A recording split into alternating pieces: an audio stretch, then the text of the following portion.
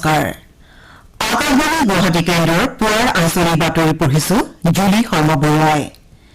এতিয়া প্ৰধান বাতৰিসমূহ হ'ল দুৰ্নীতিৰ বিৰুদ্ধে যুঁজত ভাৰতক শক্তিশালী কৰি গঢ়ি তুলিবলৈ দেশবাসীৰ প্ৰতি প্ৰধানমন্ত্ৰী নৰেন্দ্ৰ মোদীৰ আহ্বান অহা ২ নৱেম্বৰৰ পৰা পাঠদান পুনৰ আৰম্ভ হোৱাৰ পাছত বিদ্যালয়সমূহত কোভিড-19ৰ বিধিসমূহ কঠোৰভাৱে মানি চলাটো সুনিশ্চিত কৰিবলৈ মুখ্যমন্ত্ৰী সৰ্বানন্দ সোণোৱালৰ শিক্ষা বিভাগক নিৰ্দেশ অসমত কোভিড-19ৰ পৰা আৰোগ্যৰ হাৰ 93.28% বৃদ্ধি মিজোৰামৰ আইজল পৌৰ নিগমৰ এলেকাত ৩ নৱেম্বৰলৈ লকডাউন বিহাৰ বিধানসভা নিৰ্বাচনৰ প্ৰথম পৰ্যায়ৰ ৭১টা সমষ্টিৰ বাবে পুৱা ৭ বজাৰ পৰা ভোটগ্ৰহণ আৰু ভাৰত আৰু বাংলাদেশৰ যোগাযোগ ব্যৱস্থাত এটা নতুন অধ্যায়ৰ সূচনা কৰি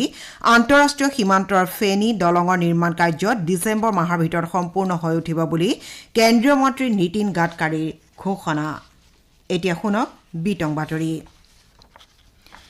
প্ৰধানমন্ত্ৰী নৰেন্দ্ৰ মোদীয়ে দুৰ্নীতিৰ বিৰুদ্ধে যুঁজত ভাৰতক শক্তিশালী কৰি গঢ়ি তুলিবলৈ দেশবাসীৰ প্ৰতি আহ্বান জনাইছে তেওঁ কয় যে প্ৰশাসনিক প্ৰক্ৰিয়া পাৰদৰ্শী স্বচ্ছ দায়িত্বশীল তথা বিকাশৰ ক্ষেত্ৰত ৰাজ্যৰ প্ৰতি জবাবদিহি হোৱা উচিত কালি সন্ধিয়া সতৰ্কতা আৰু দুৰ্নীতি প্ৰতিৰোধী তিনিদিনীয়া ৰাষ্ট্ৰীয় সন্মিলন উদ্বোধন কৰি প্ৰধানমন্ত্ৰীগৰাকীয়ে বিগত বছৰসমূহত ভাৰতে দুৰ্নীতিৰ ক্ষেত্ৰত শূন্য সহনশীলতাৰ নীতিত অধিক গুৰুত্ব আৰোপ কৰিছে বুলি মন্তব্য কৰে তেওঁ কয় যে দুৰ্নীতি অৰ্থনৈতিক অপৰাধ মাদক দ্ৰব্যৰ অবৈধ বেপাৰ কলাধন বৈধকৰণ নাইবা সন্ত্ৰাসবাদীক ধনৰ যোগানৰ দৰে অপৰাধসমূহ এটা আনটোৰ সৈতে সাঙুৰ খাই আছে তেওঁ কয় যে আমি সকলোৱে দুৰ্নীতিৰ বিৰুদ্ধে নিয়মানুযায়ী পৰীক্ষা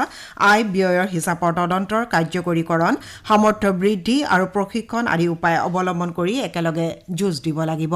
দুৰ্নীতিৰ বিৰুদ্ধে যুঁজখন কেৱল একোটা সংস্থাৰে নহয় বৰং ইয়াক সমূহীয়া দায়িত্ব বুলিও প্ৰধানমন্ত্ৰীয়ে দৃঢ়তাৰে প্ৰকাশ কৰে শ্ৰীমোদীয়ে লগতে কয় যে প্ৰতিটো সংস্থাৰ মাজত এই ক্ষেত্ৰত সহযোগিতা থকাটো অতি প্ৰয়োজনীয় আৰু এই সময়ৰ আহ্বান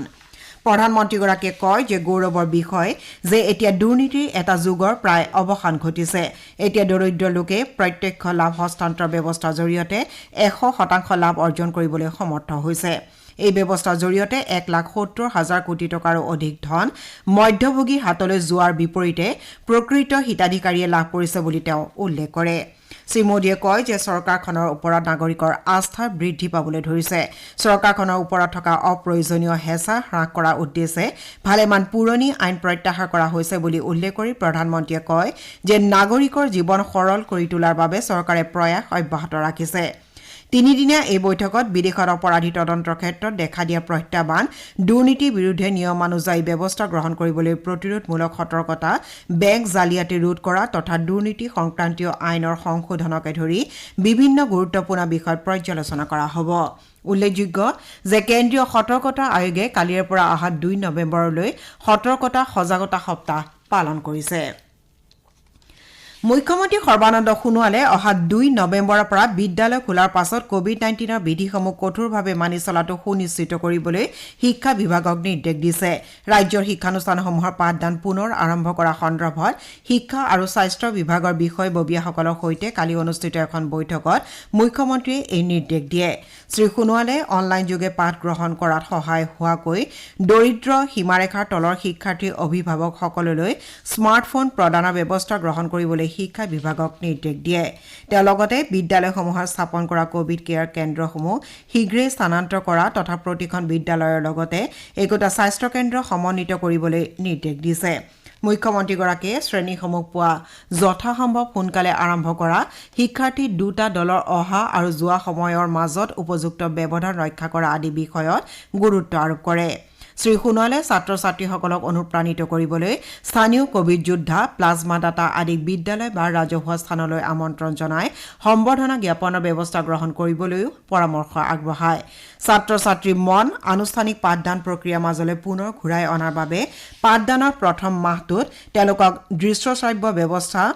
কাহিনী কথন আদি আকৰ্ষণীয় পদ্ধতিৰ সহায় ল'বলৈ মুখ্যমন্ত্ৰীয়ে আহ্বান জনায় তেওঁ কয় যে কৰোনাৰ আতংকই বহু নেতিবাচক দিশৰ মাজতো স্বচ্ছতা গুৰুত্বৰ বিষয়ে দেশবাসীক সজাগ কৰিলে এই পৰিস্থিতিৰ সুযোগ লৈ শিক্ষা বিভাগে ছাত্ৰ-ছাত্ৰীৰ জৰিয়তে পৰিষ্কাৰ পৰিচ্ছন্নতাৰ বিষয়ে সমাজক সজাগ কৰাৰ দিশত গুৰুত্ব আৰোপ কৰিব লাগিব বুলি তেওঁ প্ৰকাশ কৰে উল্লেখযোগ্য যে অহা 2 নৱেম্বৰৰ পৰা ৰাজ্যৰ বিদ্যালয়সমূহৰ ষষ্ঠ শ্ৰেণীৰ ওপৰৰ ছাত্ৰ-ছাত্ৰীসকলৰ আনুষ্ঠানিক পাঠদান আৰম্ভ হ'ব ষষ্ঠ সপ্তম নৱম আৰু দ্বাদশ শ্ৰেণীৰ পাঠদান সপ্তাহৰ সোম বুধ আৰু শুকুৰবাৰে হোৱাৰ বিপৰীতে অষ্টম দশম আৰু একাদশ শ্ৰেণীৰ পাঠদান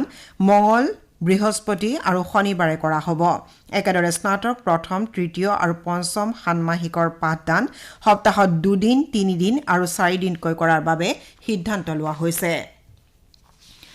অসমত কালি দিনটোত কোভিড সংক্ৰমণৰ হাৰ 1.54% অৱনমিত হৈছে কালি পৰীক্ষা কৰা 26164টা নমুনাৰ ভিতৰত 403 জন লোকৰ দেহত এই ভাইৰাছৰ সংক্ৰমণ ধৰা পৰিছে ইয়াৰ ভিতৰত 87 জন কামৰূপ মহানগৰ জিলাৰ লোক আনহাতে কালি 2443 জন লোক সুস্থ হৈ উঠাৰ বাবে চিকিৎসালয়ৰ পৰা অব্যাহতি দিয়া হৈছে ইয়াৰ লগে লগে ৰাজ্যখনত আৰোগ্যৰ হাৰ 93.28% বৃদ্ধি পাইছে আনহাতে চিকিৎসাধীন ৰোগীৰ হাৰ 6.27% হ্ৰাস পাইছে ইপিনে কালি পুনৰ 6 জন লোকৰ এই ৰোগৰ ফলত মৃত্যু ঘটাত মুঠ মৃত্যু হোৱা লোকৰ সংখ্যা 914 হৈছেগৈ কালি প্ৰাণহানি হোৱাসকলৰ কামৰূপ মহানগৰ বিশ্বনাথ কামৰূপ ডিব্ৰুগড় গোলাঘাট আৰু তিনিচুকীয়া জিলাৰ লোক বুলি জানিব পৰা গৈছে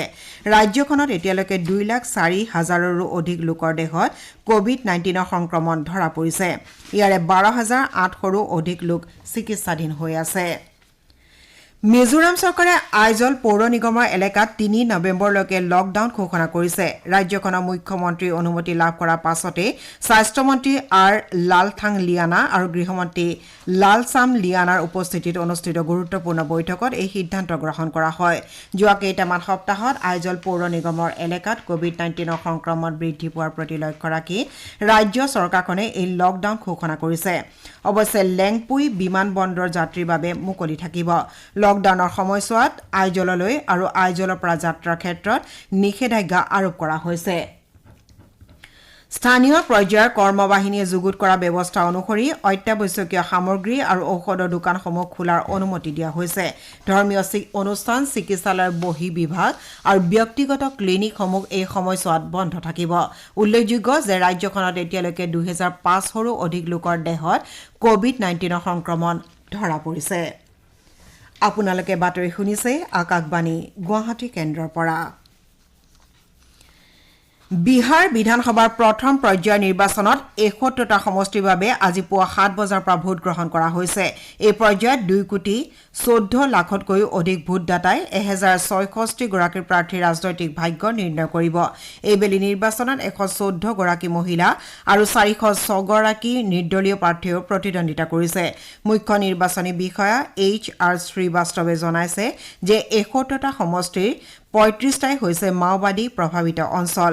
চেইনপুৰ নবীনগৰ কুতুম্বা আৰু ৰাফিগঞ্জ এই 4টা মাওবাদী প্ৰভাৱিত সমষ্টিৰ বিয়লি 3 বজালৈহে ভোট গ্ৰহণ কৰাৰ বিপৰীতে আৰৱাল কুৰ্থা জেহেনাবাদ ঘুচি আৰু মাগধুমপুৰ নক্সাল প্ৰভাৱিত সমষ্টিত 5 বজালৈ ভোট গ্ৰহণ কৰা হ'ব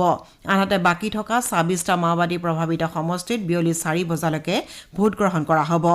মাওবাদী অধ্যুষিত অঞ্চলত কেন্দ্ৰীয় অৰ্ধসামৰিক বাহিনী নিয়োজিত কৰা হৈছে কোভিড-19 জনিত পৰিস্থিতিৰ প্ৰতি লক্ষ্য ৰাখি নিৰ্বাচন আয়োগে ভোটগ্ৰহণৰ সময়ছোৱাত পালন কৰিবলগীয়া এলানি নীতি নিৰ্দেশনা জাৰি কৰিছে সেই অনুসাৰে নিৰ্বাচনী কাম কাজৰ সৈতে জড়িত প্ৰতিগৰাকী ব্যক্তিকে মাস্ক পৰিধান কৰিবলৈ নিৰ্দেশ দিয়া হৈছে একেদৰে সকলো ভোটগ্ৰহণ কেন্দ্ৰ বীজাণুমুক্ত কৰাৰ ব্যৱস্থা কৰা হৈছে কোভিডৰ প্ৰাদুৰ্ভাৱৰ বাবে এইবাৰ প্ৰতিটো ভোটগ্ৰহণ কেন্দ্ৰত 1,500ৰ পৰিৱৰ্তে 1,000 ভোটদাতাহে ভোটদান কৰিব পাৰিব বিজেপিয়ে এইবাৰৰ নিৰ্বাচন 29খন আসনত জনতা দল ইউনাইটেডে 35খন আৰু হিন্দুস্তানী আৱাম মৰ্চাই 6খন আসনত প্ৰতিদ্বন্দ্বিতা কৰিছে মহামিত্ৰজোঁট RJDয়ে 42খন আসনত কংগ্ৰেছ দলে 21খনত আৰু CPIMলে 8খন আসনত প্ৰাৰ্থিত্ব আগবঢ়াইছে আনহাতে LJPয়ে নিজে প্ৰতিদ্বন্দ্বিতা নকৰা আসনসমূহত ভাৰতীয় জনতা পাৰ্টিক সমৰ্থন আগবঢ়োৱাৰ সিদ্ধান্ত লৈছে উল্লেখযোগ্য যে 243 জনীয়া বিহাৰ বিধানসভা নিৰ্বাচন 3টা পৰ্যায়ত অনুষ্ঠিত হ'ব অহা 3 নৱেম্বৰত দ্বিতীয় পৰ্যায় আৰু 7 নৱেম্বৰত তৃতীয় পৰ্যায়ৰ ভোট গ্ৰহণ কৰা হ'ব 10 নৱেম্বৰত ভোট গণনা কৰা হ'ব ভাৰত আৰু বাংলাদেশক সংযোগ কৰি নিৰ্মাণ কৰা 1.8 কিলোমিটাৰ দৈৰ্ঘ্যৰ ফেনী দলঙৰ নিৰ্মাণ কাৰ্য অহা ডিচেম্বৰ মাহৰ ভিতৰত সম্পূৰ্ণ হৈ উঠিব। ভাৰতৰ সাব্ৰুম আৰু বাংলাদেশৰ ৰামগড়ক সংযোগ কৰি 129 কোটি টকাৰ ব্যয়েৰে চট্টগ্ৰাম আৰু কলকাতা বন্দৰৰ মাজত সামগ্ৰী পৰিবহণ সুচল কৰাৰ উদ্দেশ্যে এই দলংখন নিৰ্মাণ কৰা হৈছে। সাব্ৰুমৰ সমীপত এটা সমন্বিত নিৰীক্ষণ চকীও নিৰ্মাণ কৰাৰ প্ৰস্তাৱ লোৱা হৈছে। কেন্দ্ৰীয় পথ আৰু ঘাইপথ দপ্তৰ মন্ত্ৰী নীতিন গাডকাৰীয়ে কালি ত্ৰিপুৰাত ভাৰ্চুৱেল ব্যৱস্থাৰে 9টা ৰাষ্ট্ৰীয় ঘাইপথ প্ৰকল্পৰ আধাৰশিলা স্থাপন কৰি দিয়া ভাষণত এই কথা প্ৰকাশ কৰে। তেওঁ কয় যে এই দলংখন সম্পূৰ্ণ হৈ উঠিলে বাংলাদেশৰ সৈতে আন্তঃৰাষ্ট্ৰীয় সীমান্তৰে যোগাযোগ ব্যৱস্থাত আমূল পৰিৱৰ্তন সাধন হ'ব। তেওঁ কয় যে প্ৰধানমন্ত্ৰী নৰেন্দ্ৰ মোদী নেতৃত্বাধীন কেন্দ্ৰীয় চৰকাৰ উত্তৰ পূবৰ ৰাজ্যসমূহৰ উন্নয়নৰ দিশত ব্যৱস্থা গ্ৰহণৰ বাবে সদায় আগ্ৰহী। এক্ট ইষ্ট নীতিৰ অধীনৰ উত্তৰ পূবৰ ৰাজ্যসমূহৰ সৈতে চুবুৰীয়া ৰাষ্ট্ৰ বাংলাদেশৰ যোগাযোগ ব্যৱস্থা আৰু বাণিজ্যিক সম্পৰ্ক উন্নীত কৰাৰ বাবে আন্তঃগাঁথনি উন্নয়নৰ ব্যৱস্থা কৰা হৈছে বুলি তেওঁ উল্লেখ কৰে। অনুষ্ঠানত অংশ লৈ উত্তৰ পূব উন্নয়ন মন্ত্ৰী ডক্টৰ জিতেন্দ্ৰ সিঙে কয় যে ত্ৰিপুৰাৰ পৰা বাংলাদেশলৈ অতি সোনকালে এখন ৰেলৰ চলাচল আৰম্ভ হ'ব। ইয়াৰ লগে লগে উভয় দেশৰ মাজত ৰেল যোগাযোগৰ ক্ষেত্ৰত এটা নতুন অধ্যায়ৰ সূচনা হ'ব বুলি তেওঁ প্ৰকাশ কৰে। ভাৰতে কোভিড বিৰোধী যুঁজখনত বিশেষ সাফল্য অৰ্জন কৰিছে। ভাৰতত কোভিডৰ পৰা আৰোগ্যৰ হাৰ 90.62% বৃদ্ধি পাইছে। দেশত এতিয়ালৈ 72 লাখৰো অধিক কোভিড ৰোগী সুস্থ হৈ উঠিছে। কেন্দ্ৰীয় স্বাস্থ্য সচিব ৰাজেশ ভূষণে কৈছে যে বৰ্তমান দেশত কোভিড ৰোগীৰ সংখ্যা হ্ৰাস পাইছে। তেওঁ কয় যে এই সংখ্যা বিশ্বৰ কোভিড ৰোগীৰ সংখ্যাতকৈ যথেষ্ট কম। তেওঁ লগতে কয় যে বৰ্তমান ভাৰতত প্ৰতি 10 লাখ লোকৰ ভিতৰত মাত্ৰ 86 জন লোকহে মৃত্যুমুখত পৰিছে। তেওঁ লগতে কয় যে যোৱা 13 দিনত আৰোগ্য লাভৰ সংখ্যা 72 লাখতকৈও অধিক হৈছেগৈ। ইফালে ভাৰতত কোভিডৰ ফলত মৃত্যুৰ হাৰ 1.50% অৱনমিত হৈছে। স্বাস্থ্য মন্ত্ৰালয়ে প্ৰকাশ কৰিছে যে দেশৰ স্বাস্থ্য আন্তঃগাঁথনি উন্নীতকৰণ, সকলো ৰাজ্য আৰু কেন্দ্ৰীয় শাসিত অঞ্চলৰ দ্বাৰা কেন্দ্ৰীয় চৰকাৰৰ স্বাস্থ্য বিধিসমূহৰ পালন আৰু চিকিৎসক তথা ইয়াৰ সৈতে জড়িত অন্য লোকসকলৰ ত্যাগ আৰু প্ৰতিশ্ৰুতিবদ্ধতাৰ বাবে আৰোগ্যৰ হাৰ বৃদ্ধি পাইছে। দেশত বৰ্তমান সক্ৰিয় ৰোগীৰ সংখ্যা হৈছে 6,25,857 জন। স্বাস্থ্য মন্ত্ৰালয়ে লগতে প্ৰকাশ কৰিছে যে বৰ্তমান দেশত 10 কোটিতকৈ অধিক পৰীক্ষা সম্পন্ন কৰা হৈছে। IPL ক্ৰিকেট প্ৰতিযোগিতা যোৱা নিশা ডুবাই আন্তঃৰাষ্ট্ৰীয় ষ্টেডিয়ামত অনুষ্ঠিত এখন খেলত ছানৰাইজাৰ্ছ হায়দৰাবাদে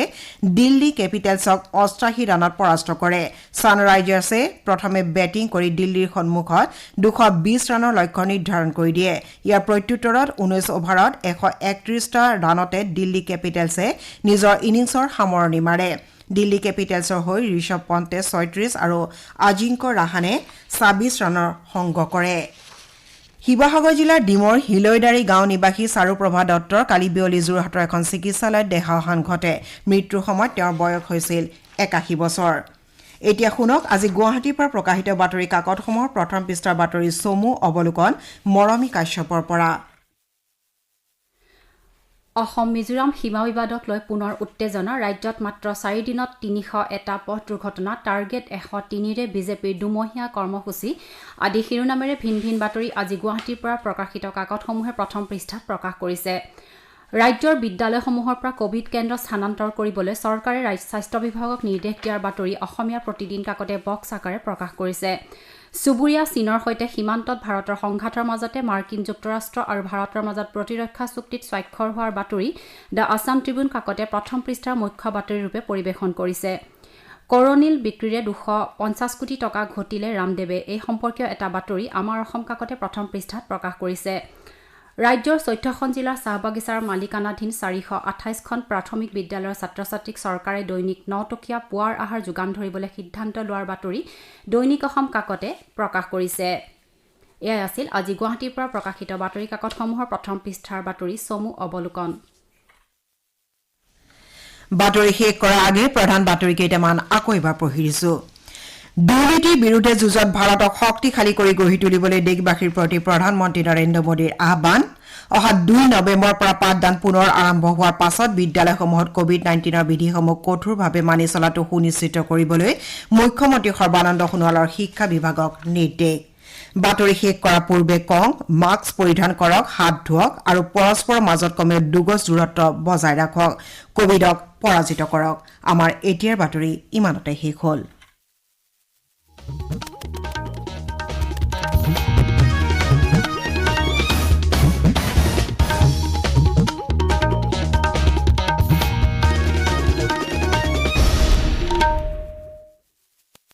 আকাশবাণী গুৱাহাটীৰ